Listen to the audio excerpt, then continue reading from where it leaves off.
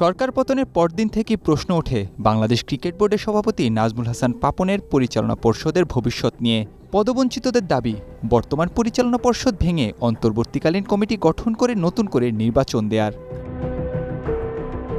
এ দাবি অনেকটাই যৌক্তিক, কেননা ৫ আগস্ট থেকে যে খোঁজ নেই বিসিবি বস নাজমুল হাসান পাপনের। শুধু পাপন নন, এক প্রকারে আত্মগোপনে রয়েছেন বোর্ডের ২৫ পরিচালকের একটি বড় অংশ। আর এরই সুযোগ নিয়ে পদবঞ্চিতদের আনাগোনা বাড়ে বাংলাদেশ ক্রিকেট বোর্ডে। অবশ্য এখনই বর্তমান কমিটি বিলুপ্তির সুযোগ নেই। কমিটি বা কোনো পরিচালকের পদ বাতিল করতে হলে অপেক্ষা করতে হবে অন্তত ৬টি মাস।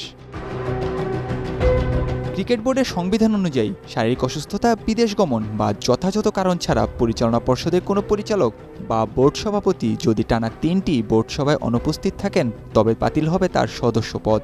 ২ মাস পর পর বোর্ড সভা হওয়ার কথা রয়েছে বোর্ডের সংবিধানে।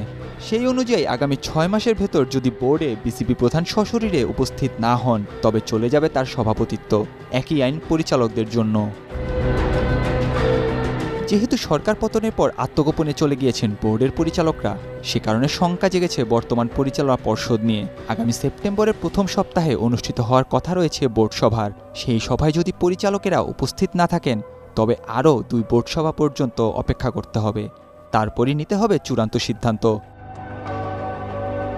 তবে এখনই বর্তমান পর্ষদ ভেঙে অন্তর্বর্তীকালীন কমিটি গঠন করে নির্বাচন দেওয়ার কোনো পরিকল্পনা নেই ক্রিকেট বোর্ডের পরিচালকদের।